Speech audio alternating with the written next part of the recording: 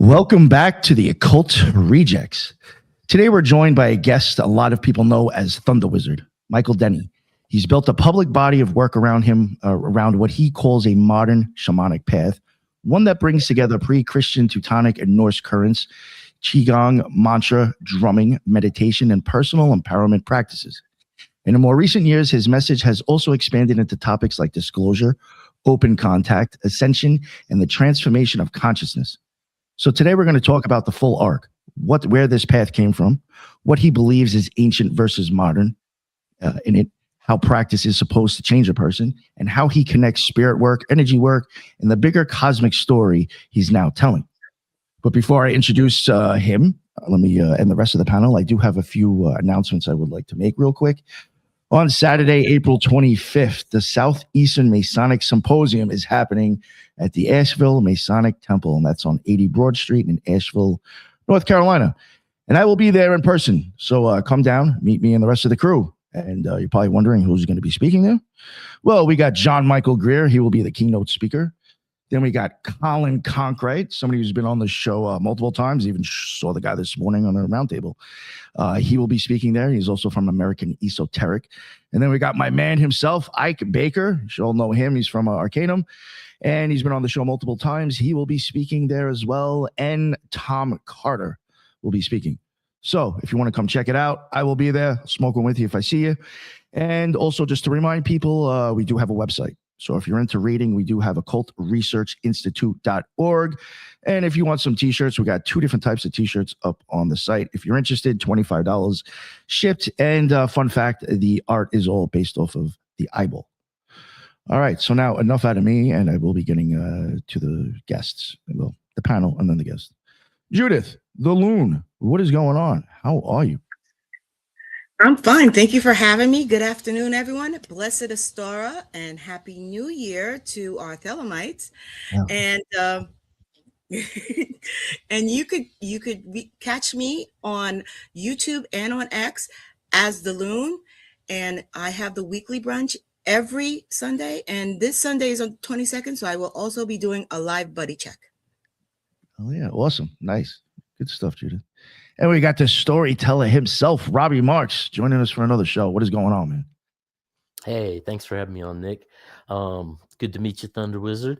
And it's good to see the faces. I am Robbie Marks, artist, illustrator, and researcher. And if you want to check out my various other works, you can check out my Linktree, which is Linktree RMARX, and that'll pull up my social media, my podcast, et cetera, et cetera. And yeah, I'm excited for today's talk. Thanks, Nick. Hell yeah, no, thank you for making it, my man. And last but not least, we got Brandon, Magus in the media. What is going on? What's up, Nick? It's so happy to see you again. I got to see you bright and early this morning, and so it was wonderful to be here with us. It's great to meet you, ThunderWizard. I'm actually quite excited for this conversation. I think we hit on a lot of similar things, and so we'll definitely get to see. Just everybody, head over to Magus in the Media, where we break down myth, magic, and meaning and the stories that we love. Head over to my X, my Instagram, and my TikTok. Just know I just crossed over a milestone on YouTube, so I am interlinking a merch shop onto my store, as well as during my live streams, we'll be able to hit them super chats and all of the memberships and all the things. A Patreon will be dropping soon. So let's help fund the magic as well. Yeah, but I'm excited for this Reject for Life. Let's get it. Hell yeah. Thank you so much, Brandon. I always appreciate you being here. And finally, the guest himself, we got Michael, ThunderWizard. Please, sir, let everybody know what your deal is, anything that I left out, anything you like to promote, please. Hi, I'm really grateful to be here, and I appreciate the invite. And ThunderWizard, you wanted me to talk about that. How did I become the ThunderWizard? So my background is that I grew up in Christian. Oh, your audio is glitching for a second. Is it? Well, yeah. No, yeah. It might have been because I let headless and maybe it screwed everything up. Okay. Am I good? Yeah, you're good now. Sorry. Okay. So I grew up in your typical Anglo-Saxon born-again Christian family, and I started out with that. I actually had interesting experiences where, as a teenager, I found myself doing exorcisms. It wasn't something I had planned. It just sort of happened. And I found that I had an ability to do exorcisms. So I did that for years. And then I went off to become a Christian minister. And of course, being the person that I am, I dive into everything very deeply. And I found out, speaking for myself personally, I found that to be a nonsensical religion. So I walked away from it. Now, I didn't respect the deity that I was worshiping. And I said, if you're going to throw me in hell, go ahead, but I'm walking away. I'm not doing this. And then I got involved. By then, I'm in my late 20s. I got involved after starting a theater company and trying to become an actor in Hollywood, all that stuff.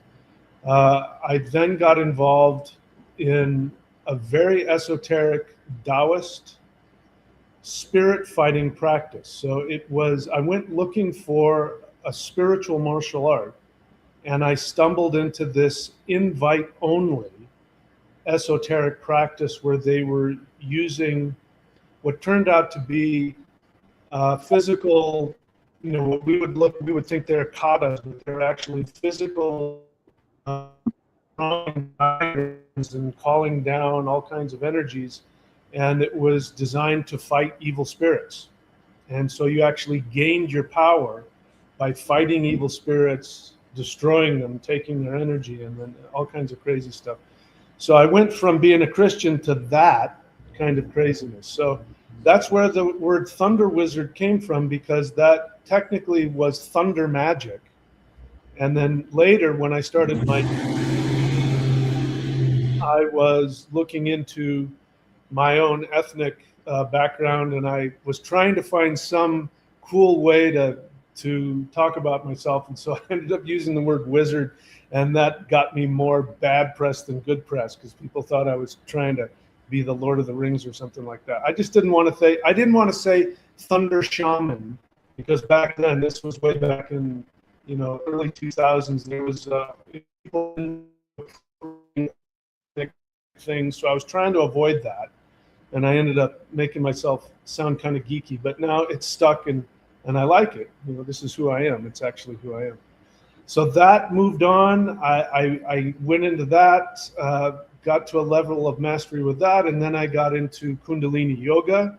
So I went deep into that, did that and taught that for years.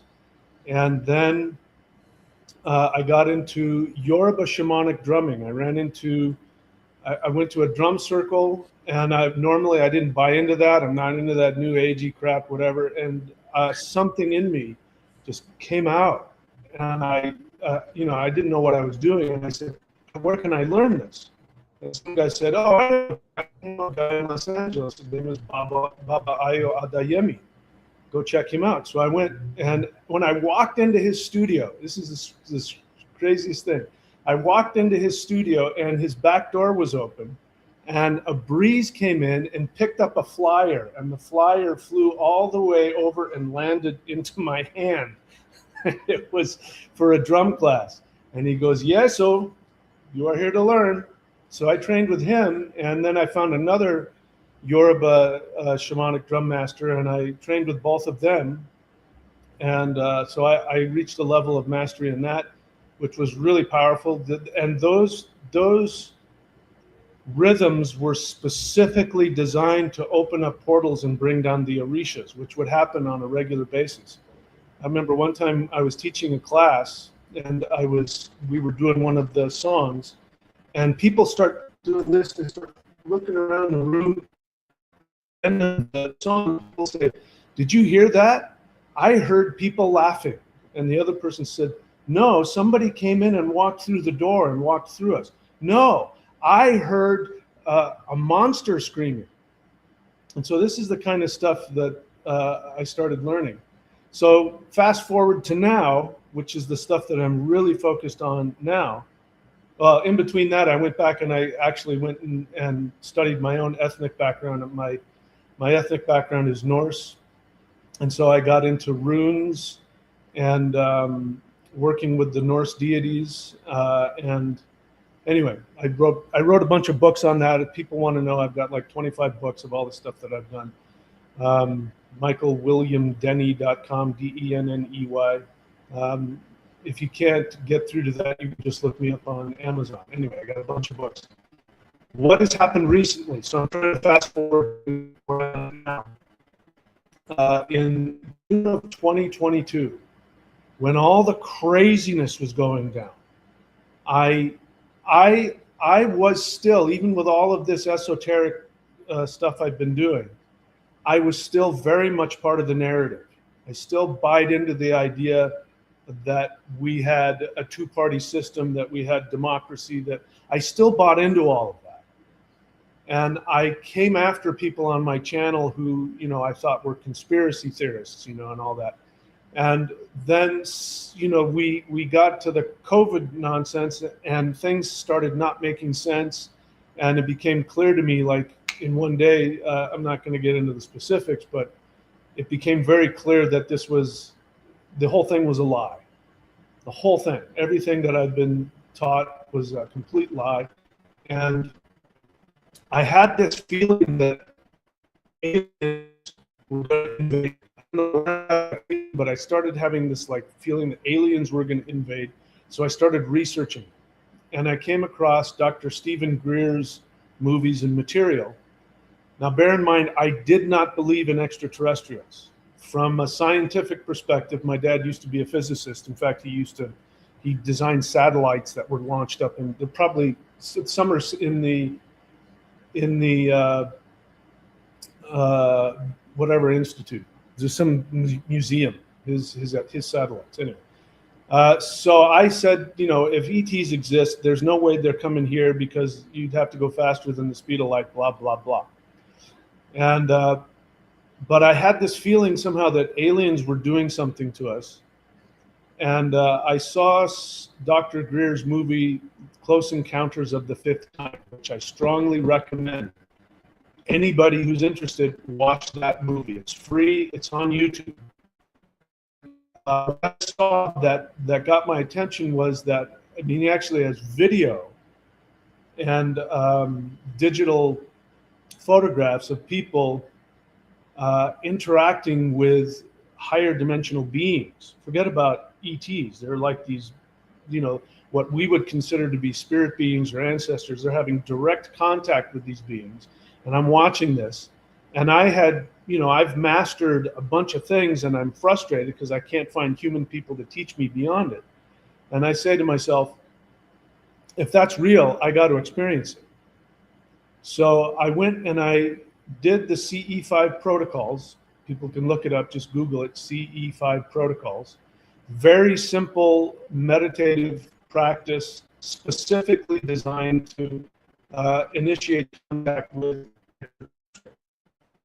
So I did it, and the strangest thing happened was that the first time I got all the electronic equipment. I had my ham radio. In case people don't know, the idea is that when ETs are contacting you or are in your physical presence but phased out of the third dimension, your radio will start going crazy. And it makes noises that are actually impossible to replicate. In other words, even if somebody has your exact frequency and they're pressing on the button, they can't make that radio make those exact kind of sounds. So that's one way to detect. The other one is, of course, audio and video. So I did all of that. And here was the craziest part of this. I'm on the beach in Florida and I'm doing this. And I'm getting hit with lights. The lights are hitting me. And my brain is actually telling me that nothing's happening. But thankfully, I've got it recorded. And at one point, my radio started going crazy. And I said verbally, I said, "Are you here?" I didn't hear anything. My brain talked me out of it, said nothing happened. When I went back and looked at the footage, I saw that as I was lying on my little chair outside. It's dark.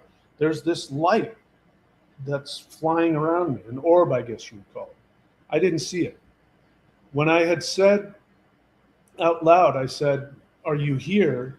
There's a voice that says yes, and it's captured on the video. But I said nothing happened. There was some, I can tell you guys this, there were some shamanic signs that came after that. I went out a second time because I was frustrated. I said, I want to have this powerful experience. And so I did the CE5 again, and I started having this little fantasy in my head that I was talking to these people. I called them moon people, but they were short beings that were wearing what looked like turtlenecks. They were bald, and they had pale skin, and they were very happy and nice people. And so I'm imagining, I think I'm imagining this in my head, and I say, would you like to come and talk to me? And their response was, we would love to, but we can't. You're too guarded. So we're going to send to you somebody who is going to crack you open. And so that fantasy left, and I went, and I talked myself out of that. As I'm walking back to my car, this is in North Florida in the summer, this armadillo out of nowhere starts walking over, and like a cat, he's like walking around my feet. And I'm saying to the armadillo, hey, pal, you better move it. I don't want to step on you. I don't want to drive over you. And he's like following me around. And then he finally leaves. He goes out into the street. And I say to myself, wow, I hope he doesn't get run over, right? So this is in my complex. The next day I get up, I drive back to the beach. And sure enough, somebody had run over that armadillo and cracked him wide open. Like somebody had taken a crowbar and cracked him open. And I went, is that a sign? I know that these things don't happen out of nowhere. And this is exactly what ended up happening. The next time I did CE5, I started, I did the same thing I always did. My radio went off. I got kind of freaked out, and I'm waiting. I'm looking up in the sky, looking for some ship, which doesn't arrive. I feel behind me this energy. I see the color red in my mind. Now, again, I'm still not believing it. My head is telling me nothing is happening. But I feel this warm energy, and I look to the camera and I give a thumbs up like, hey, maybe somebody showed up. And what I saw in my mind was a 7-foot-tall mantis bee, red, a red mantis bee. He was 7 foot tall. My eyes, I couldn't see anything, but in my head, that's what I saw. And so I'm like wondering if this is real. So I started my radio, trying to, my connecting, and my radio goes absolutely bonkers, goes completely, totally bonkers, and then I get scared. And then what ends up happening is the energy increases, and I feel a finger on my crown chakra. I'm a Kundalini yoga master. I'm a Qigong master. I know what energy is, and I'm feeling a level of energy I've never felt in my life. And there's this telepathic conversation that's starting to happen, and I am flipping out. Not because anything bad is happening, but just because the thought of a 7-foot-tall, higher dimensional mantis being from another planet is in my Florida room with me was more than my brain could handle. On top of that, I am feeling so much intense bliss and love. Ironically, it is creating intense fear in me because I'm so blocked off. I'm such a tough guy. I've got all my feelings all wrapped up inside. And this being is just melting that and getting to me in my deepest emotional center. And I go outside looking for his ship, which of course I don't see. And I say out loud, I say, I don't feel worthy of this experience. I hear myself say, I don't feel worthy of this experience. Please let me know that I'm worthy of this. My radio goes absolutely bonkers, completely off the chart. I'm able to ask questions and it's answering me, like, 1 yes, 2 no, that kind of thing. And I've absolutely lost my mind. And I start walking because I feel like if I don't walk, I'm gonna pass out from how stressful and crazy this all is, and the energy. And as this is happening, I'm having this telepathic communication with this being. I can still feel his finger on the top of my crown chakra. And we get to this part, around, I can see my house. I don't know how far I've walked, but I can see my house. And I get this message, okay, that's enough for now. I'll see you. And then boom, the energy leaves. And here's where my training comes in terms of my rune work. I look down, and on the sidewalk, somebody has spray painted a Yuhuaj rune, the Yu rune. So if anybody knows what that means, it means shamanic transformation from life to death. And I just had to laugh.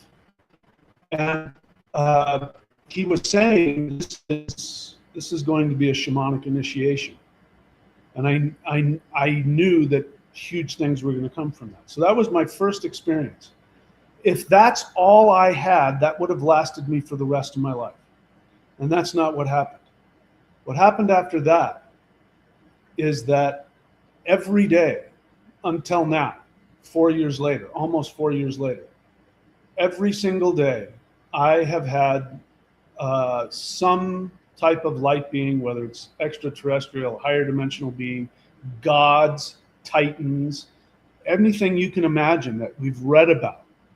All of these beings have been showing up and communicating with me. They've been taking me astrally to, I can't even begin to tell you all the places that I've gone, all the things that I've seen.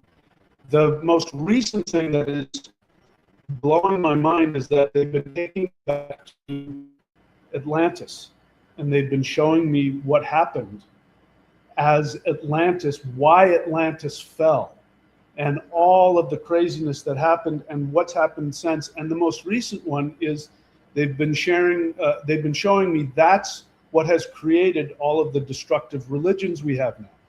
All of the destructive religions we have now are people's karmic soul memories trying to work through what happened in Atlantis. And of course, they're misinterpreting things, and they're coming from their wounds, and they're projecting all of their soul pain. And that's where this idea of the evil God and Yahweh and blood sacrifice to be saved and all of that. That's where all that stuff comes from. It comes from us on a soul level trying to figure out how that happened and getting over our own issues and our own stuff. Anyway, I was trying to squish everything into as much as I could. There's a lot in there, but anyway, I'll open it up, and I'm happy to continue the discussion. One thing I just wanted to ask you real quick, I'll go back a little bit, just because I'm interested. I think I heard it myself. I'm pretty sure me and Headless were listening to it when we were at that last event, but what does those CE5 tapes actually sound like? What goes on with those things? Well, CE5 is just a simple protocol, and really, I can tell you what the protocol is, and then I'll tell you why it does exactly what it does. Okay. So CE5 is very simple. If you just simply break it down to its most simple protocol, is you just go into a meditative state. It doesn't have to be anything. You just breathe, relax. Then what you do is you simply imagine. You don't have to overdo it. People overthink it. Just simply imagine that you're leaving your body and that you're rising up above through Earth's atmosphere, and you imagine that your astral body goes out past Earth's atmosphere and magnetic field. And then you hang out there, and you simply send out a mental invitation. And you say, if there are any doesn't matter what you call them, ETs, light beings, whatever word you want to use. If there are any beings out here that want to communicate with me, I am here. I would like to talk to you. And then you wait. Sometimes people will have an immediate experience. I didn't, by the way. I had no experience. Nothing happened. I threw out the mental invitation and nothing happened. So you throw out the mental invitation, you wait a little bit, see if you have an experience. Whether you have an experience or not, then you imagine that you're going back down to Earth atmosphere and you're saying, follow me back to my Earth physical location. And the idea is that you're vectoring them to where you are. You come back into your body and you wait. You wait for whatever. You wait for a ship to show up. You wait for a feeling. You wait for an experience. You wait for a message. Lights appearing. You wait for something. And sometimes nothing happens. Truth is, things are happening. You may not know it. Sometimes you see it immediately. But it's very simple. Just go up out of Earth's atmosphere, come back into your body, and wait. One thing I do, one thing that just came to mind when you were talking about, like, I guess the visualization. I was thinking on me and Headless heard somebody was doing that CE5 thing where we were. And between that and what you just said right now, it really does make me think a lot of kind of like a mixture between the Monroe Institute's Gateway tape and almost, from my experience from looking into meditations, listening to guided meditations the whole time I've been practicing the occult, that right there is a common, watching yourself leaving your body. That's like a staple that I've heard used multiple times. So I guess the question I'm finally getting to, do you think, and I'm, just a question, not knocking the guy at all. I mean, I'm an occultist. Do you think Stephen Greer might have actually been using occult techniques or practices when he came up with that? Well, according to him, the way it happened is that he had a near-death experience. So that already, and he had when he was out of his body, he was communicating with beings, and do you want to stay or do you want to go back? And he says, I'll go back. So he came back. So that opened him up. And then he was in the mountains. He was a young man, and he was in the mountains and he was meditating, and he got into a deep meditation.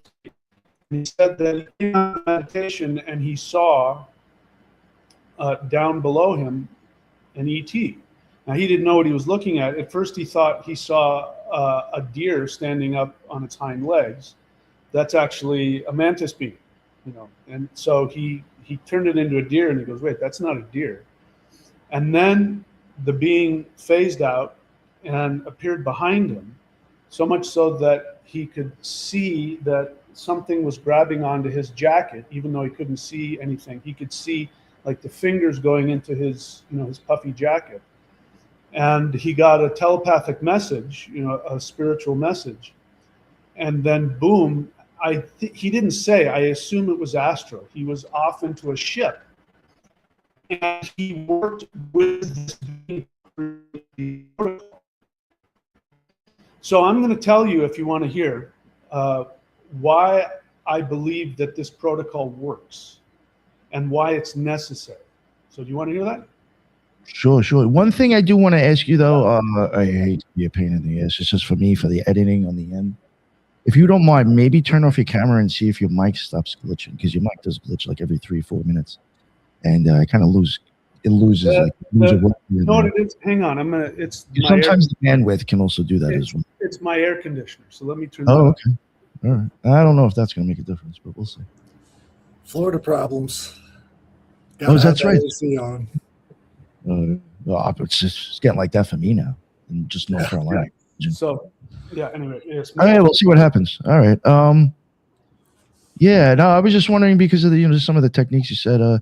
That's interesting, though. It's from an NDE. Yeah. Well, can I ask a question? I want to know why. Okay, so then parse this out. What is important? To have the experiences and figure out what vehicle to use for your nervous system, or is it important to do is it important to do Stephen Greer's work? Because that's where I start to get have Yeah. issues? Great question. Nice. So I actually want to explain that, why I've come to the conclusion that that works. So this is, again, I'm piecing things together based on my experience. So what I didn't say is that for ever since then, but for the first 6 months to a year, the absolutely mind-bending experiences. Again, I'm a Qigong master, Kundalini yoga master, shamanic drum master. I know what it's like to leave my body, energy, all that. These experiences were so mind-bending that it almost was so intense. So I came to the conclusion very quickly that I was dealing with beings from another dimension. Now, bear in mind, by dimension, I don't mean alternate universe.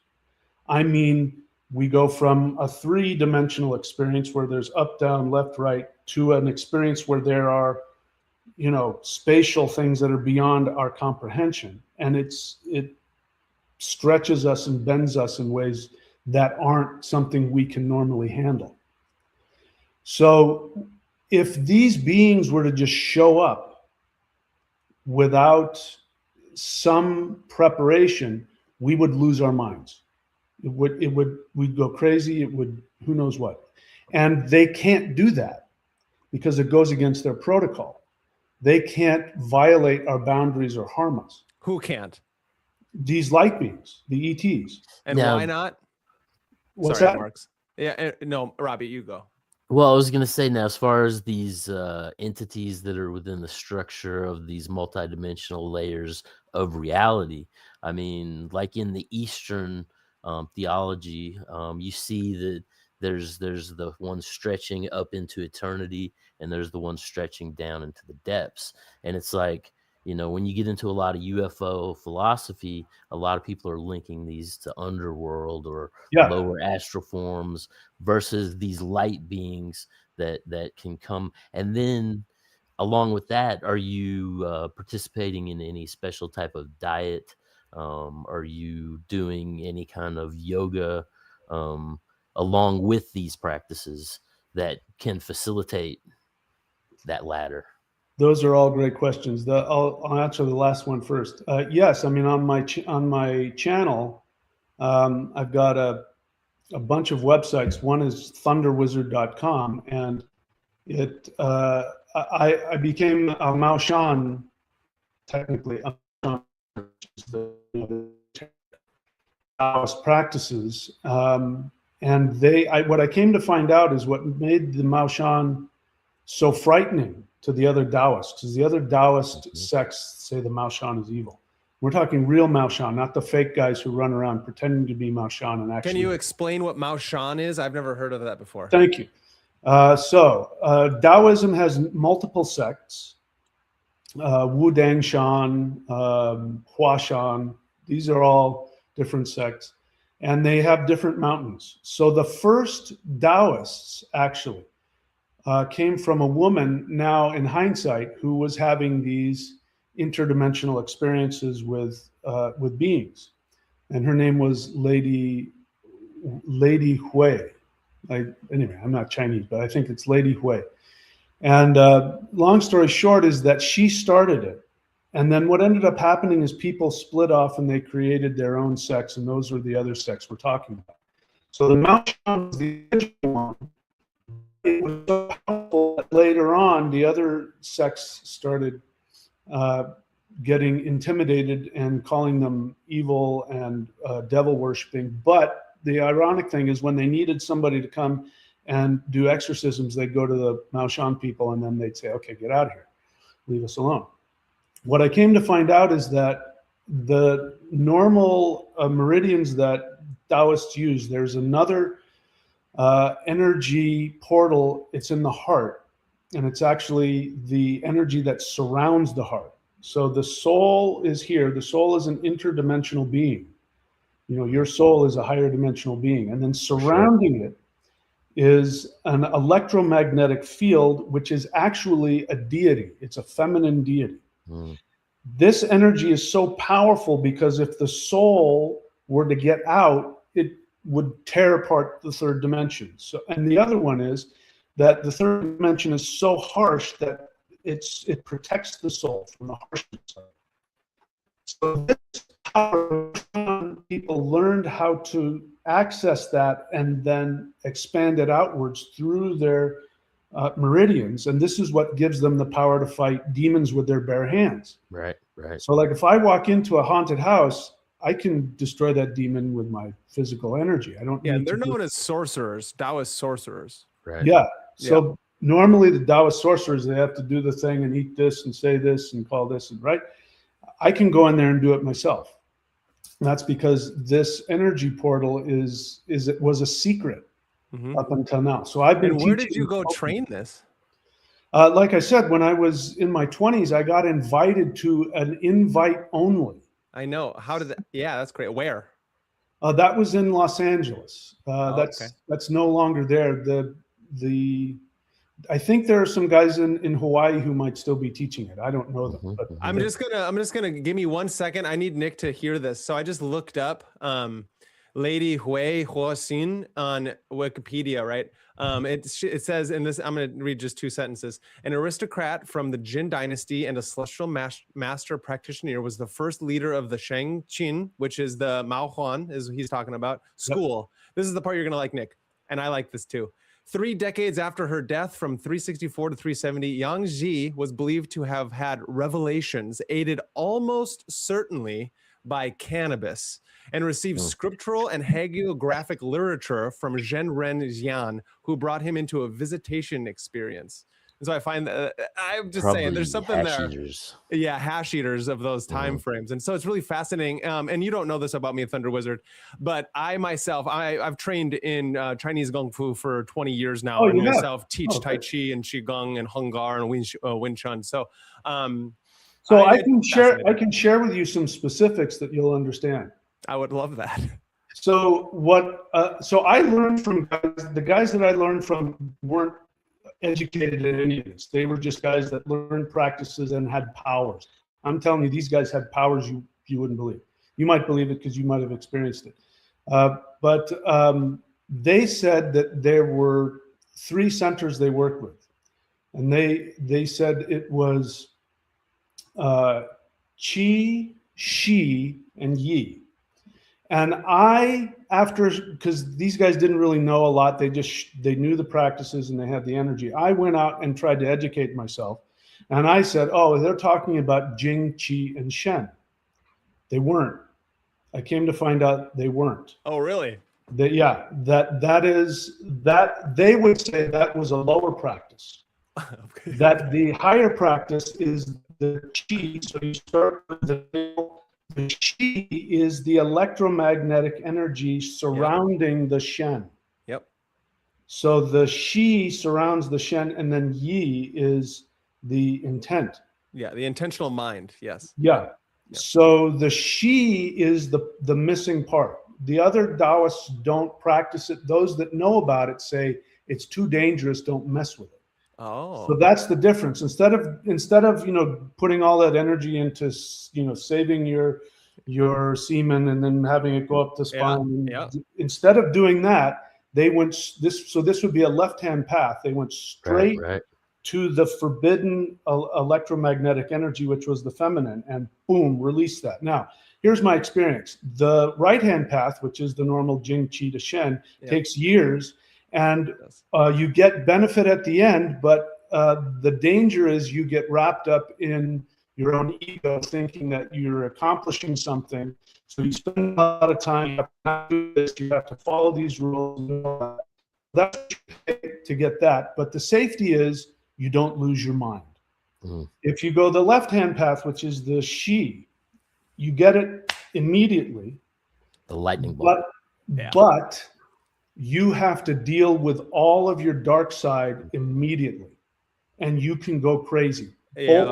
Both of my teachers, one of them is dead, the other one I think is very old. They both went crazy. I had to go and learn some meditative techniques so that I didn't go crazy. Yeah, because the energy was too intense. It was too crazy, and it made you so powerful that if you weren't crazy, if you weren't paying attention, you could really abuse that. And my teacher's teacher did. And anyway, so Crazy. I can understand that. Yeah, I definitely understand that. So then, if you don't mind, Nick, that I continue. So then what's fascinating is I want to go back to Stephen Greer and his C16 stuff, is that the question I think Robbie was kind of getting at the same time, and Nick is that, isn't it fascinating then that Stephen Greer isn't teaching you how to do a banishing ritual? He's not teaching you how to protect yourself from the higher levels and lower level beings, let alone knowing that these interdimensional beings most likely are trickster spirits trying to. That's an assumption. That's an assumption. Yep. Oh yeah, and I'll make an ass So I want to address that. I want to address that. Okay, nice. So what I wanted to get at is I want to get to why CE5 works and why that specific protocol works. Nice. As I was saying, that these beings, these higher dimensional beings, I'm going to go with the assumption that they are. Please. That they're good beings. Yeah. Right. These higher dimensional. We're going to steel man the argument. Yeah. These higher dimensional beings are so powerful that our third dimensional frequency can't tolerate it. You don't understand what's going on. So like if they just appear in front of you, it'll destroy you. It's just too much energy. So what this protocol does, what I've learned is that the Earth is its own frequency. So the electromagnetic shield of the Earth actually keeps the third dimensional Earth frequency intact. And so higher dimensional beings coming into that disrupt that. Now, I'm of the belief that we are shifting to a different world, so all of those rules have gone away. Which is why in the past we had angels, we had ancestor spirits. They come in a form that we can tolerate. Right. Now they don't have to do that. They can show up as they are. Higher dimensional mantis beings with powers that blow your mind, that flip you the fuck out. They can do that. They can do that now because the rules are gone because we're shifting. I wanted to bring that up real quick. Let me continue because I want to address some things that were said.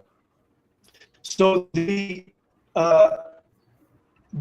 reason why you go out, first you have to go out of Earth's atmosphere because now you're no longer in the third dimensional frequency.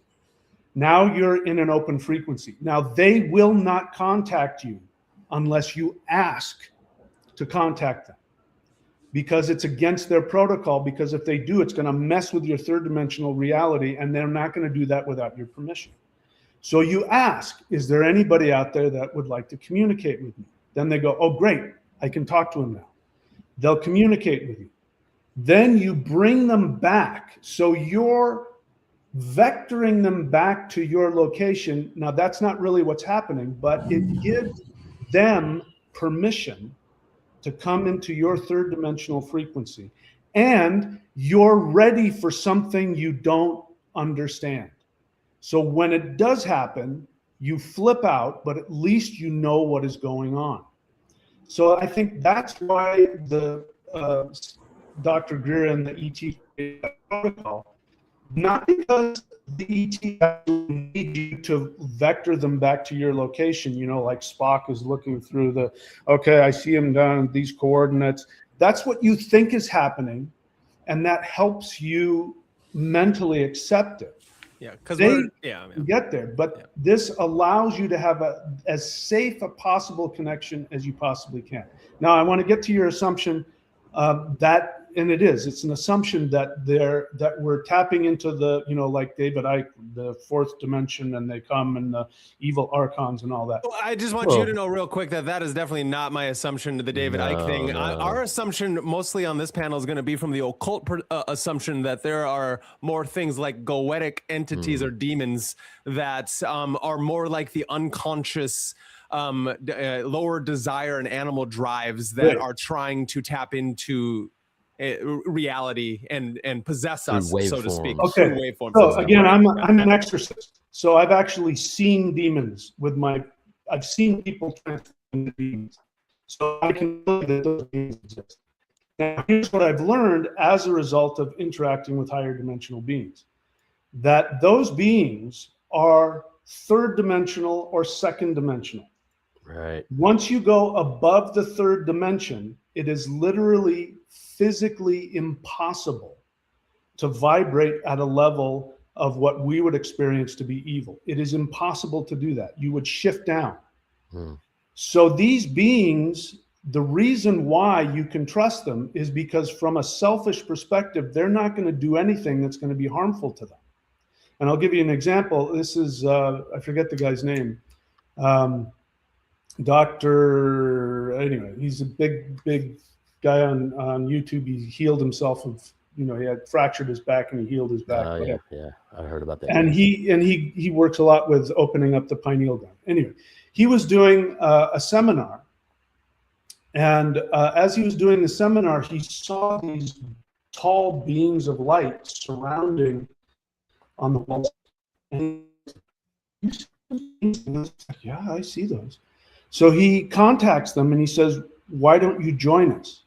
And the beings said, "We would love to, but we can't, because if we go down into your frequency, this will damage us. And we never do anything that is harmful to ourselves because we love ourselves too much. But if you are willing to shift yourself up, we will meet you halfway." Now, that is absolutely my experience with these beings. So I have zero fear of these beings doing anything harmful to me, because I know from experience that they cannot do anything to harm me. Now, it doesn't mean I can't get harmed, but the harm will come from me trying to stay a third dimensional being, because their energy will obliterate my third dimensional reality on all levels. And in fact, not only will that happen, but they will begin to tell you your true essence. And here, let me tell you, I'm going to say something that I've experienced. That it is now is the first time in human history that human beings have been able to go beyond the near-death experience and still stay human. If you listen to people who have near-death experiences, that they'll go to a place where some being will be there, beings, and they'll have a life review, and then they're given a choice. Do you want to go beyond there? They'll know that something beyond there's amazing stuff. Or do you want to go back to Earth? Or they'll say, you're not done. You have stuff you have to do. You have to go back. If the people say, okay, I'll go back, then the beings say, all right, you can't go there right now. That's for later. Now, that sounds like a real mind fuck to me. But I now understand, because I've been there. I've been beyond there. I've been to who I am beyond that liminal space between Earth and whatever's beyond that. And I'm here to tell you that you can't fit back into your normal human identity again. So that's why they say, you can't go there. If you're going to go back, you can't go there, because you have to hold on to your smaller idea of your third dimensional self. And that now is changing. And people are now being given the opportunity to see who they truly are. If anybody has spent time on my channel, you've heard me say absolutely grandiose, unbelievable, what's sounding like deluded things, which, if that turns out to be true, nobody will be happier than me. But what I've found is that when people who are working with these beings, they are being told, here's who you are on a higher dimensional level. You're actually a god that controls this. And I come to find out that every single human on Earth, every single one, no matter if you're living in the gutter, every single human is actually a god, one of the most powerful gods that has ever existed. What blew me away was that these light beings, these ETs, who me, anything I could have imagined, they treat me like I'm the god they worship. And that will fuck with you more than anything. By the way, I just have to say, that's, in case anybody knows, if they want to do research, Dr. Greer has actual documentation of this. But all of the abductions are done by humans pretending to be ETs. All of them. It's a psyop. And so that's why people think ETs are evil.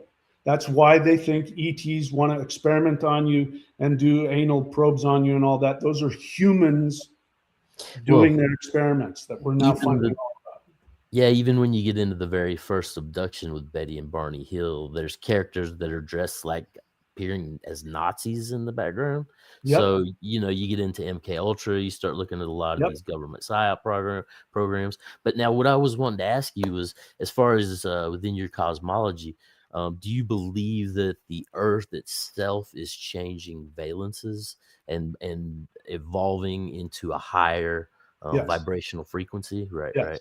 And along with that, as far as the training you've had and your life path, as far as shedding your beliefs and coming in, taking this hero's journey, do you believe that these practices have opened you up in regard to allowing you to and some of these practices, even like the Greer practices, these guided meditations, are they vehicles for learning to massage the pituitary to secrete your own DMT, to be able to open up these levels of the veil, peer past the veil per se?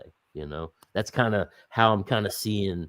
You know, and you have all these ancient practices from Zoroastrianism, you know, the beginning, there must be an end, the Kali Yugas, sinking down, rising up. This, and, you know, within the Eastern philosophies and Buddhism and the idea of returning to nirvana, that we are on an ascension path, essentially moving into higher forms by the nature of the design of the cosmos. You nailed it. I don't externally take DMT. I think that it actually is a doorway to higher dimensions, because people who take DMT will see, a lot of them will see mantis beings. Yes. I've taken a lot of DMT in my past. I will let you all know. I had the never-ending baggie of the Mary Pot. I hypothetically had the never-ending baggie of this stuff when I was in my definite experimentation years of my. And I will state that it. I never saw any of those things, but I was deeply. I have a belief structure that states that the nervous system has certain signs, symbols, and unconscious prejudices towards having certain experiences based upon the unconscious symbols of your soul. And so for me, I listen to a lot of Tool and Radiohead. And so for me, I was broken in, and Tool has built out their entire spectrum based on sacred geometry and Crowley's work, because Danny Carey was definitely a Crowleyite and a Thelemite and these different things. And so and Terence McKenna has definitely integrated himself into my nervous system. And so I did see the juggler clown being as he opened up the doorway, so I could speak to the Harlequin, exactly, so I could speak to the machine elves. For me, they were slightly different than that, but it is a real experience that so I don't know why. I actually have I don't personally believe in the mantis reptile stuff, but that each to his own. So it's an interesting thing that I hear all the time. I have heard that a lot, and I don't understand really why. That and little small people. And the little, yeah, exactly. For me, have you guys ever seen the Men in Black, where at the end, the guy who has the galaxy in the cat's thing, and he opens up his face and there's a little guy running? I had that experience on 4 hits of high-powered blotter acid while I then took DMT at the very peak.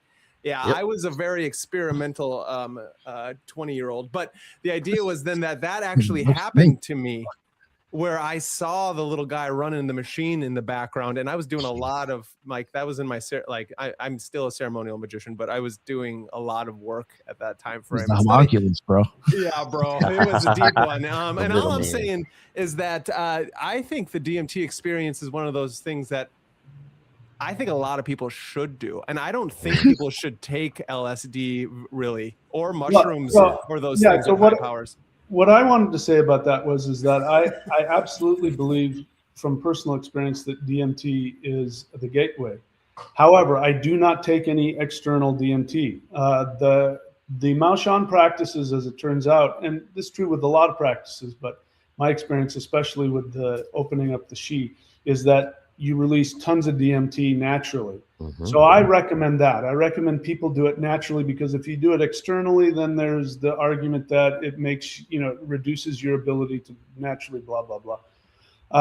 But I would also say that that's what humans needed 100 years ago, 1,000 years ago, because the protocols were in place. And the protocols were, you don't mix dimensions because it'll fry and we don't want to screw with that. Now that's over. The world is shifted. All of that is gone. So now we can do it. But to answer some of the previous questions, the first day I came back from doing the spirit fighting training, I was invited to the class. And the first posture was this thing. As it turns out, what does that look like? It looks like a mantis. Yeah. So I was trying to do that, and I was trying to get it right. And as I did, I felt this huge energy, felt a being on my left side. And I saw in my mind a picture of a nuclear bomb going off. And the telepathic message was, you've been chosen to learn this. This is how powerful it is. If you abuse it, we will take it away from you. And then the being was gone. ThunderWizard, have you ever heard the song Rosetta Stoned by Tool? Because in that you should go listen to that when you're done here. Because in that song, the lyrics are, you are the chosen one, the one who has come here to deliver the message, a message of hope for those who choose to hear it, and a warning for those who do not. And then it goes on to say that he couldn't actually take down the message because he forgot his pencil. So go on. I just wanted to. Yeah, I'm a big Tool fan.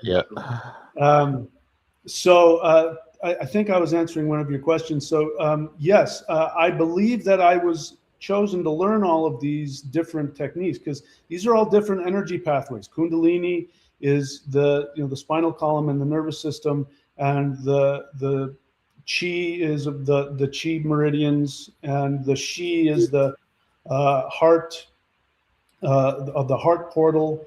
And so all of those things allowed me to survive what I went through. So I thought that everybody who did CE5 was going to have the same intense experiences that I did. Now, I had been showing up every day, all day. I'd be asleep and I'd wake up. There'd be just energy flowing through me, and my eyes closed, I can see these beings around me, working on my body. I open my eyes, I can't see anything.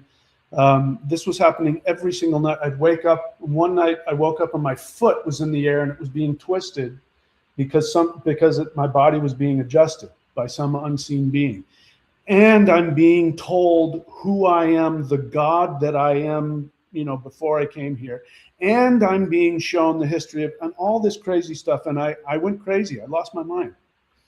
And I came to find out that they had to do that with me because of the work that I'm supposed to do. Not everybody has to go through that. I thought everybody went through that. but no, everybody's different. Everybody's got their own path. And as it turns out, I got a huge amount of karma I have to make up for. So they had to download as much as they could, as fast as they could. And it almost killed me. Anyway, I don't know if I answered all of your questions there. I had a quick sort of rejoinder. So a lot of these mantis beings actually appear throughout history. We've got the Southern African San and Co. The mantis considered a manifestation trickster deity, supernatural force associated with the creation of the world and revered for its praying posture. Again, just like you were saying, the praying posture. Ancient Egypt, the praying mantis was viewed as a minor deity or a guide that led the souls of the deceased through the duat. The ancient Iranian and prehistoric petroglyphs in Iran, 4,000 to 40,000 years old, depict a figure with raptorial forelegs and human-like head, often referred to as mantis man, suggesting the ancient merging of human and mantis imagery. In Greek, Assyrians viewed them as soothsayers, while the Greeks believed they could show travelers the way home, and Native American traditions, the mantis arriving before the creation of man, serving as a symbol of meditation and the cycle of life. So this mantis idea is very, very ancient. Very ancient, yeah.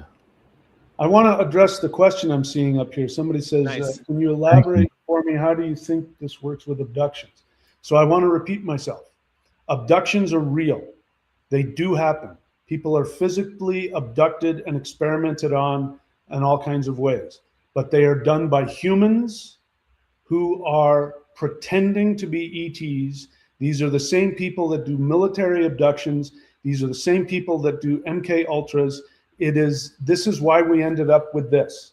Because what happens? They medically experiment on them. You mentioned Betty and Barney Hill, supposedly the first abduction. Right. These supposed aliens who came supposedly through wormholes from Zeta Reticuli, they wanted to check to see if Betty was pregnant. So what did they do? They pulled out a huge needle and pulled out her.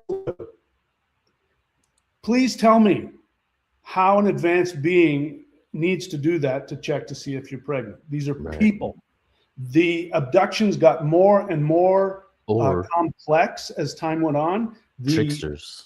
What do you call them? People were getting implants in the 80s. I remember these were these big bulky things that people that were falling out. And now we have the ability to put in nanotech. Yep. This is human. All of this is human stuff. These precursor studies, possibly. These beings have zero need to do any of this to us. It's so I want to address that. I really and again, this is why Stephen Greer's work is so good, because he has documented proof that this has been going on.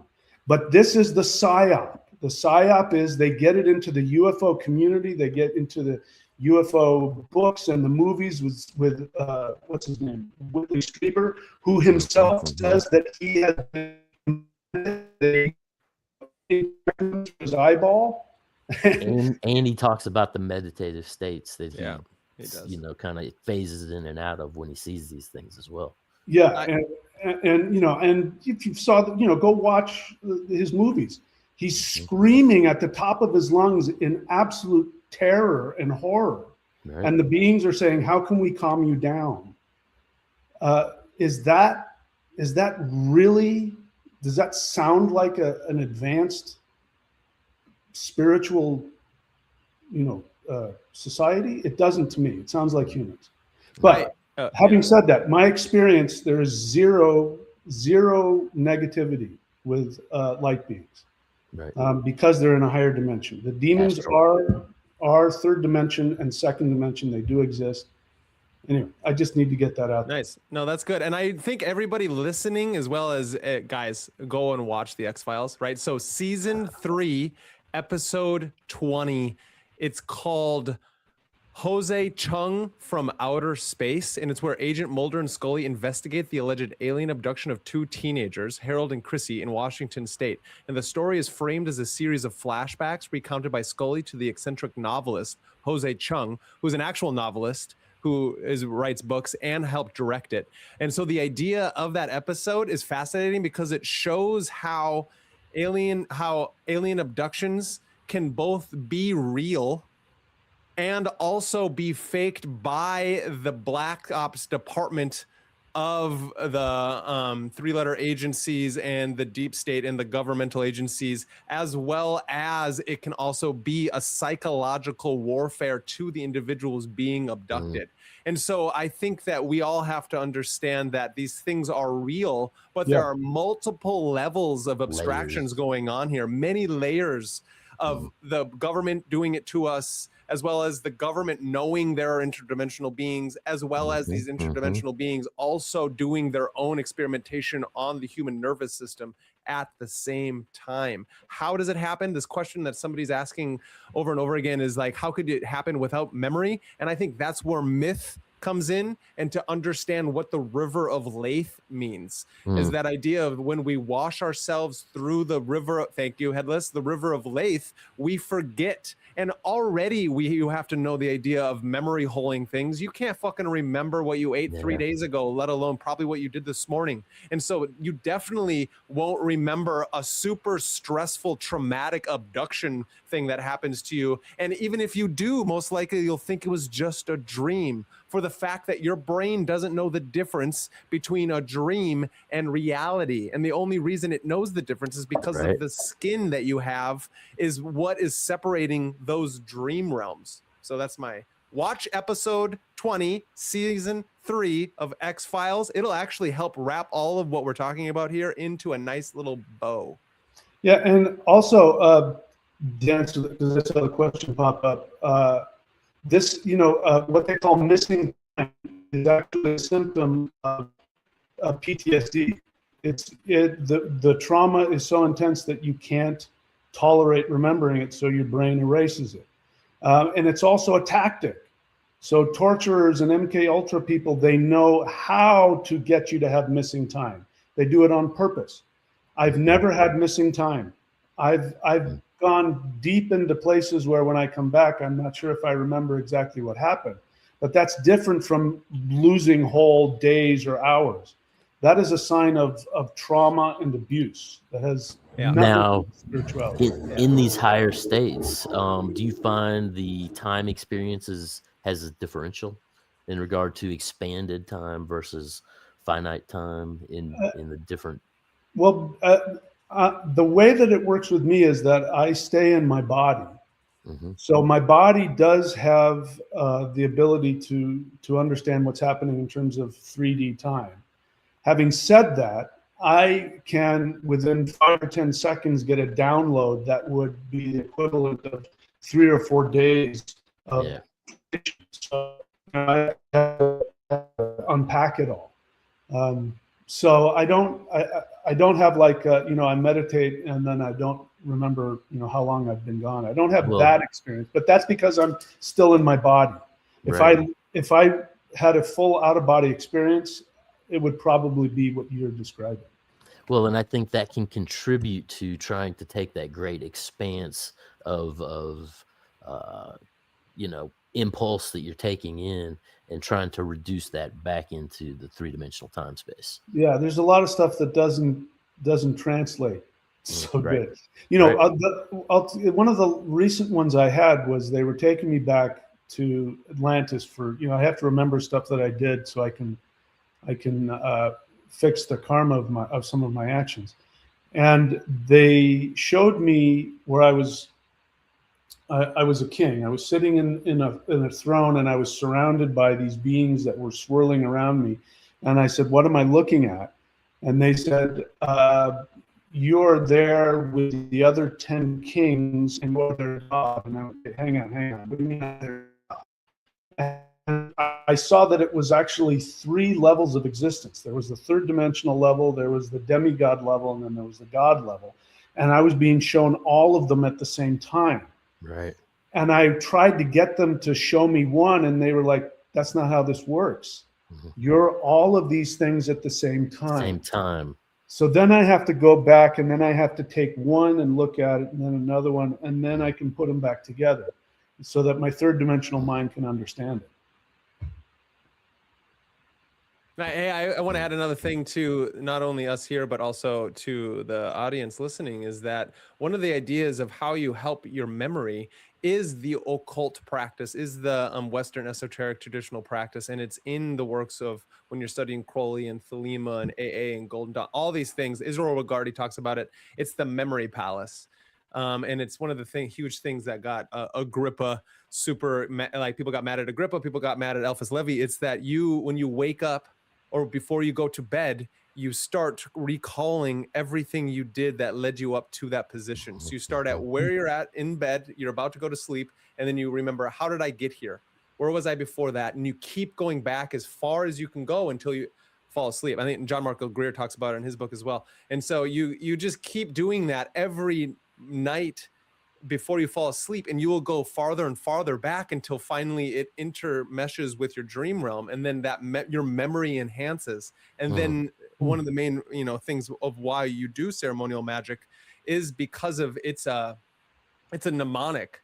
Is like everything you do theatrically, you're supposed to just do in your meditation with the mind, and you hone the mind and your willpower, so that then when you are doing things like evocations, invocations, and trying to lift yourself up through your theurgia, right, you are then not going to be halted by any trickster / chthonic / the hollow type of thing. So I just wanted to put that out there about the mind palace. grounding techniques. Grounding techniques work very well when it comes to that stuff. If you're having a problem with blacking out, one of the things that could work is having a rubber band around your wrist. Now, various points during the day, you just snap the rubber band so that you know you're actually in reality. If you're blacked out, you can't feel it, there's something going on, your mind's going to snap into consciousness and you're going to be actually awakened from that sort of state.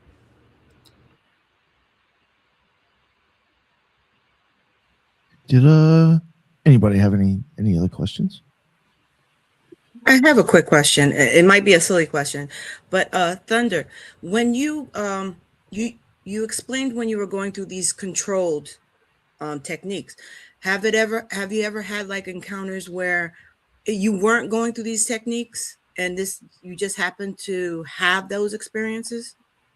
Not at that level. I have had experiences throughout my life, as I was exorcist. So that stuff, that's a whole other discussion about how you actually allow that in. Demons can't attack you unless you allow them in. So that's a whole third dimensional psychology. But in terms of the higher dimensional beings, yeah, I mean, when I was a kid, I had scarlet fever and I had an out-of-body experience and I saw what I thought was an angel. I've had the experience where I came home and I did the first thing and I felt the being. It was muted in comparison. And my experience is it comes through a filter that we can understand. And so we turn it into an angel. We turn it into an ancestor. We turn it into this Holy Spirit or something. If we're a Christian, it's Jesus or Buddha. We filter it into what we understand so we can understand it. And looking back on it, I think that's been the case throughout history. Like, for instance, the word elf. I learned this when I was researching my ethnic pre-Christian history, that elf actually means shining one. So it means light being. So it means the ancestors were worshiping these light beings, and they turned them into, elves or whatever it is that they turned them into. Now, the experiences I had from CE5 were on a completely different level. And I'm talking about, like, even when I was doing the spirit fighting, the whole point of the spirit fighting practices, you do the sets, you get filled with so much energy that you actually pass out. And then when you pass out, you have an out-of-body experience and your feminine side teaches you more of the practices. I had that experience, and even that was muted. So I'm overemphasizing my experiences on purpose, because what I experienced was absolutely far beyond, and still is to this day, far beyond anything I experienced in the third dimension. This is why I harp on the CE5, because this is for people who want to go, I want to have that. I want to go into another dimension and I want to have access to that other dimension. And I want to consciously do it. And then you're making it clear to those beings, okay, I want to see you for who you are. I don't want to see you through the third dimensional lens of an angel, a Buddha or Jesus or whatever that we can handle. But what we are saying, and why I'm harping on it, why I think it's so important, is because I do believe that our earth is shifting. And I do believe that we are going to shift into a new reality. And what's happening, why ETs are here, is they only have one purpose, which is to help us make that shift. And so they want to destroy anybody's reality who's willing to have their mind and their ego completely, totally trashed in order to shift up to that higher level. But you have to want it. And so I think that's why the CE5 is so important. That's why I recommend everybody do it. We all have our own practice and three-dimensional practice that allows you to have a spiritual experience while still staying in the third dimension. And I personally want to destroy this third dimension. I'm done with it. Let's move on. That's my own personal take. So I hope I answered your question there. Thank you very much. It was a very great question. Make sure we don't give him any codes to nukes. It's funny. At least you're honest. Like, fuck it, start all over again, right? I've thought that myself before. Learn to swim, right? Learn to swim. I guess. Right? Learn to swim and fish.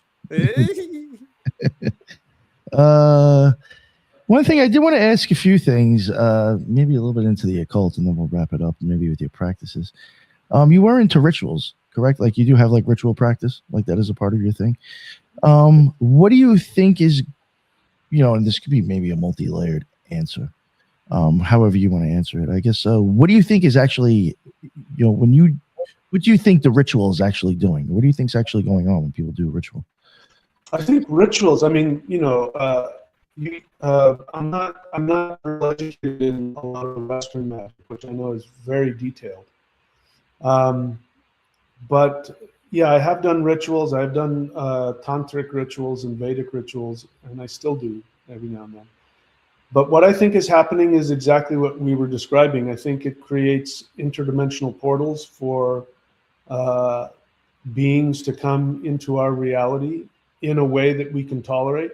Now, if you want to be an agori, and you want to go and live in the burial grounds, and then you're asking for really crazy stuff. You'll have crazier stuff. Anyway, I don't know if I answered your question, but I think it's basically the same thing. You're opening up a portal, but you're pulling it into our third dimensional reality.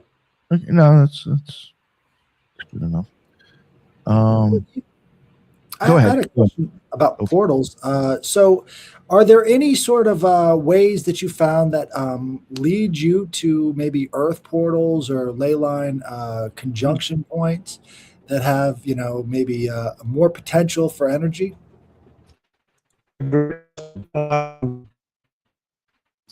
Right now, I'm in California, just outside of Palm Springs, in between the two tallest mountains in California, the San Gorgonio Peak, and my front door, I can see San Jacinto, 12,000 feet above there. So I was led here. I literally couldn't find another place to live. I had to drive all the way across the country to be here, and the entities that are communicating with me are saying this is where you're supposed to be.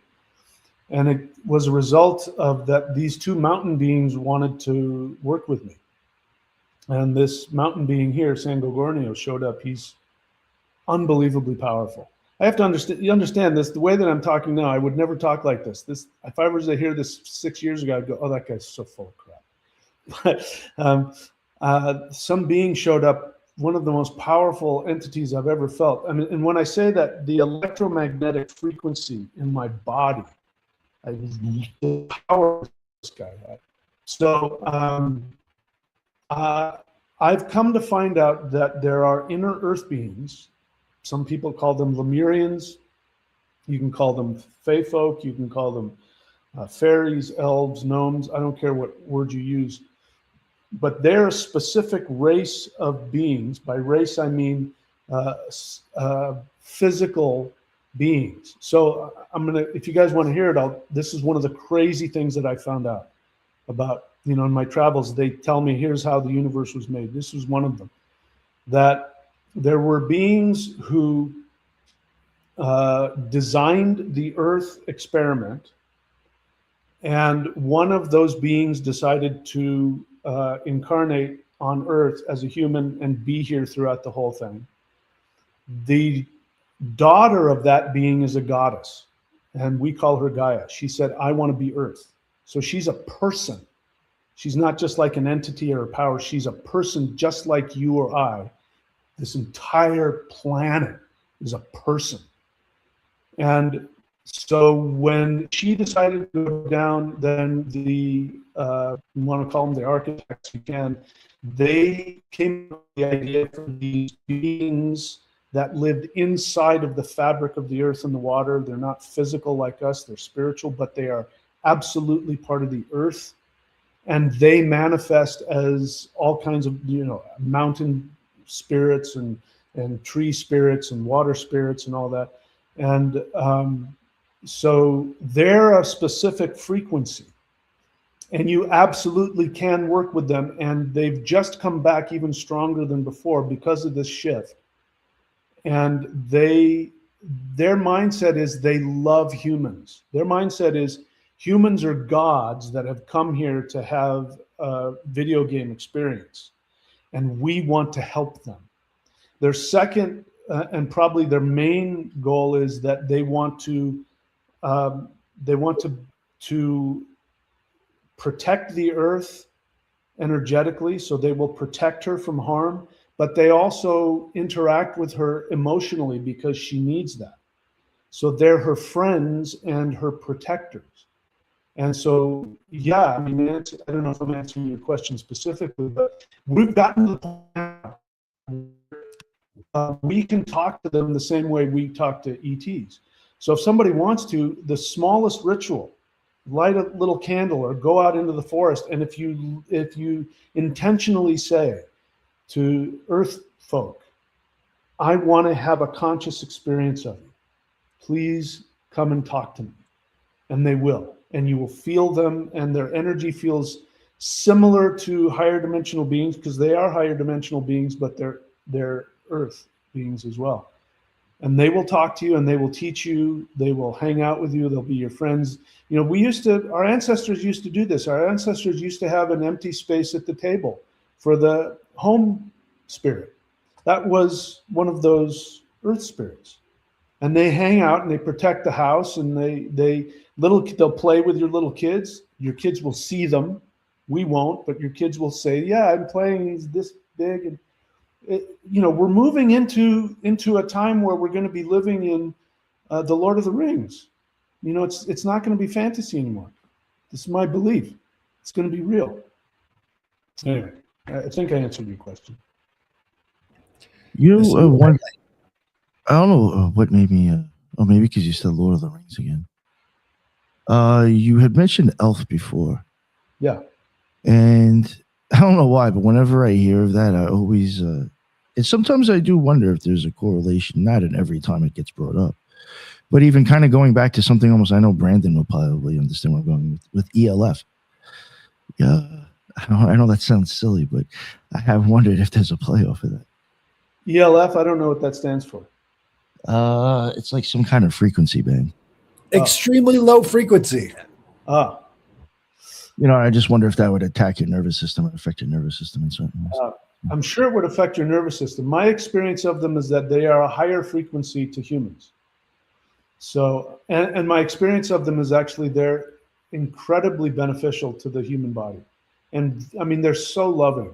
They you know, I think Sasquatch are related to them. They're different. They're not exactly the same. I think they're a whole other thing, but they're working cahoots with them. And there was one guy, he was a complete idiot, and he was talking about his Sasquatch experience. Of course, it was horrible. In the forest, and he was getting drunk or something, and there was this, this cauldron, this blowhole, natural geyser. And so he decides he's going to pick up a boulder, and he's going to chuck the boulder, and he's going to cap the thing. Right. So as he does, he picks up the boulder, and as soon as he's ready to do that, this Sasquatch comes over the hill and screams at him so loud that he shits his pants. Of course, he dropped the boulder right there.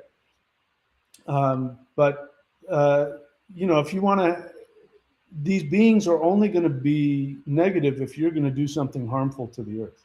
Then you're going to see something you're not going to like.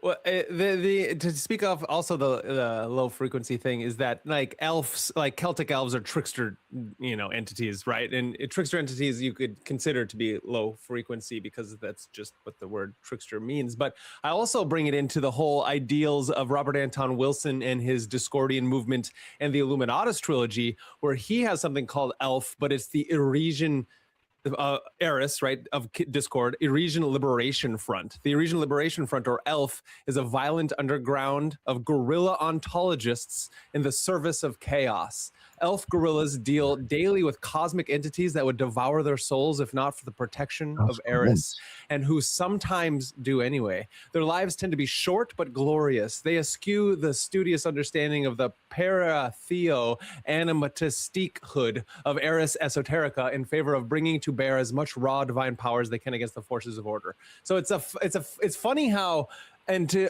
have people understand what guerrilla ontology is, it's like guerrilla warfare, but for ontology is the study of being, right? And so it's like guerrilla ontology is warfare of being, and you have Eris, you know, the goddess of discord. And so the idea of guerrilla ontology, like Robert Anton Wilson is that you don't know, not you, you know, Thunder, you as in the us who are listening to this, we don't fucking know what's real. And I think it's really important that we study philosophy and these different grounding techniques, as Headless was talking about, because there is so much chaos in the world that if we tend to give any objective reality to the visions and nonsense that we actually experience, we will go fucking crazy and you will be taken over by like entities. And so that's my and I think Stephen Greer is a charlatan, but I don't put that against you, Thunder. You can believe what you want. I just think that charging $7,777 for seeing these beings in things like that, he charges out the ass, and I don't fucking understand it. If he wanted to I'll address that. One second. If he wanted to help humanity, he wouldn't charge out the ass. And I know you can download the app and things like that. But. Yeah, so let me address that. He teaches CE5 for free. You know, it doesn't cost anything. He runs a nonprofit where he spends all of his time working behind the scenes to get disclosure out. That costs money. You know, I got to pay bills. I get that. So I don't hold it against him. It hasn't hurt me. I mean, it's benefited me. That's the most valuable thing he has. You know, was absolutely free. Nice. He can do whatever he wants business-wise. Everybody has to make a living. Yeah, it's true. I agree. I think that's. I don't know that that's fair. I hear you, and I don't hold this against you at all. I just have. I know. I've listened to all his things, and I really like a lot of the stuff he's come out with. There's just little bits and pieces of this movement that I have problems with the disclosure movement, and I think if you're going into experiences without having some level of grounding and some kind of idea of how to banish or protect yourself, that I don't know. I just don't know. So that's my own skepticism. And like I said, I've taken buttloads of DMT and LSD. So who the fuck do I know? Well, I wanted to respond to the trickster thing. So when I was working with the Norse practices and the Norse deities, I became well versed with Loki. Now, Loki, if you talk to the average person, they're going to tell you he's a trickster. They're going to even, some of the modern neo rune people will say equate him with the devil. And my experience with Loki was actually quite the opposite. And in some of the myths, he comes to this. I think it's the Lokasena. He comes and all of the gods are there and they're all partying. They're all drinking and having a good time. And he comes in and he says, "Why didn't you guys invite me?" And he goes to Odin and he says, "Odin, we're blood brothers and you didn't invite me." And then what he did is he started outing everybody, telling the truth about where they were lying and the things that they were holding on to. They attacked him and then they strung him up and put him in a cave and all that kind of stuff. But I also want to say, like, for instance, Kali, the goddess Kali. Westerners call her the goddess of death, and that is absolutely wrong. The understanding of Kali is that she's this naked being that has a skirt of severed arms. She has a necklace of severed heads. She's dripping with blood that's coming out of her mouth. Ah. And that vision of her is her going to heal her children that are being devoured by their own limitations, fear, self-hatred, insecurity, lack of faith. Those things are destroying them. She is going to take those parasites off, and she's eating them, tearing them to pieces. Now, if somebody's attached, if they're attached to their third dimensional or human failings, when she comes, that's what they're going to see. If somebody is working a spiritual path and they're working to become more detached from their third dimensional frequency, then she's going to come to them as this beautiful young woman. So the idea of a trickster, I think, doesn't necessarily have to fall into the same category as an actual demon. I don't think we need to conflate the two. So speaking for myself personally, I have no fear of anything evil. I have zero fear. And so I don't do any of that. I don't do anything to banish or protect, because I've got nothing to protect. A demon shows up, I will look him straight in the face. I mean, I feel sorry for him.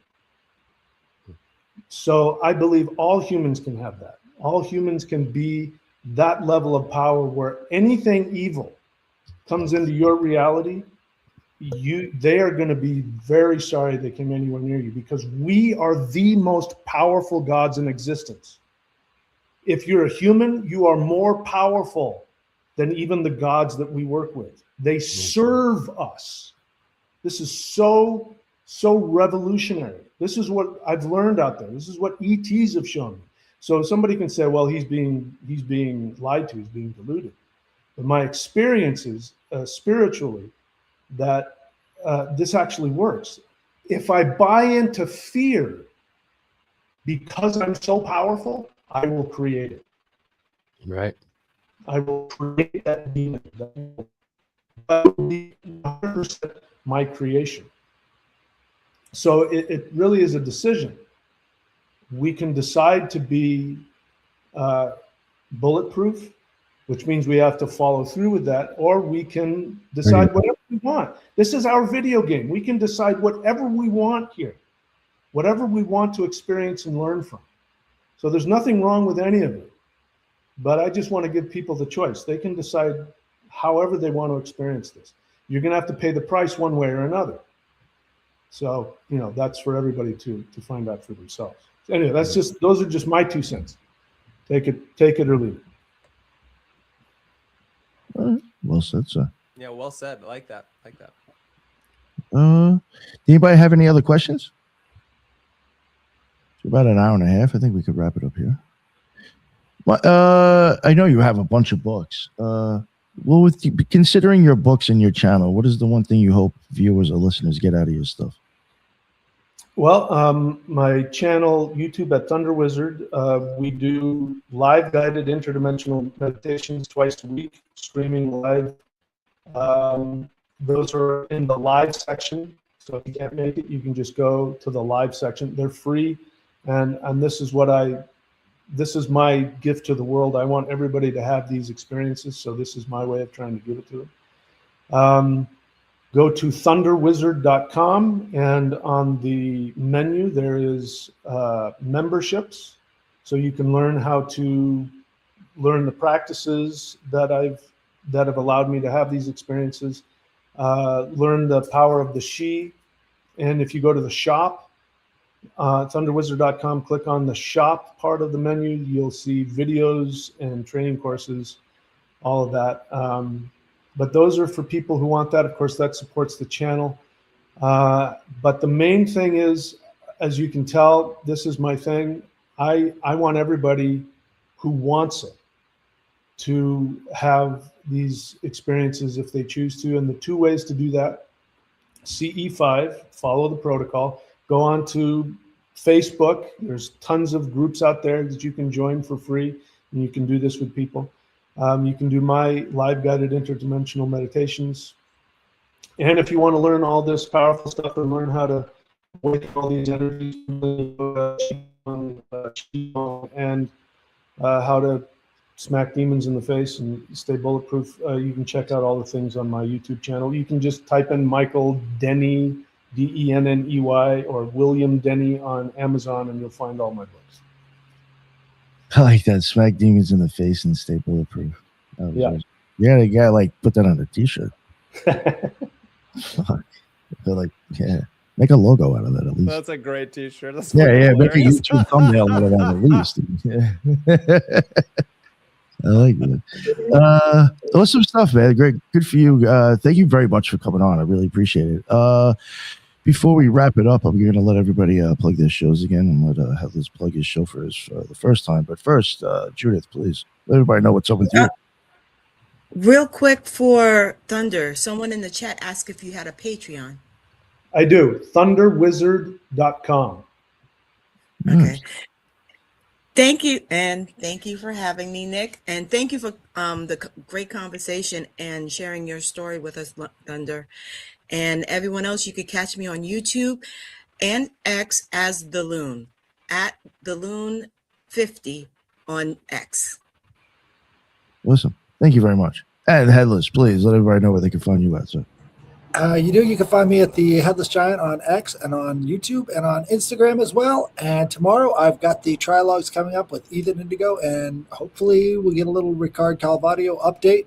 He's in Wisconsin right now working with the Native Americans on stories about the float copper going on up in Michigan and in Minnesota and Wisconsin. So definitely check that out. Thank you very much. Nice. I just actually booked somebody for the Micmac tribe. Interesting. Thank you very much, Ellis. I'm glad you made it. Even a couple minutes late. It's perfect anyway. Appreciate it, dude. Robbie Marks, sir. Yes, everybody can find me on my Linktree, which is Linktree R Marks. There you can find my art that I do, my illustration. You can find my Patreon, all my social media, and did I say the MetaMindcast? Probably. But anyways, yeah. Thanks for having me on, and it's good to meet you, ThunderWizard. Hope you have a great day, man. Thank you. And Brandon, please let everybody know what's up with you, sir. Thank you. It's wonderful to meet you, ThunderWizard. It's wonderful to meet you. That was fantastic. What a great show. That was fun. We went all over the map, and those are the best shows, I feel like, because it's when we can get into things that we don't maybe normally talk about through the more occulted lens.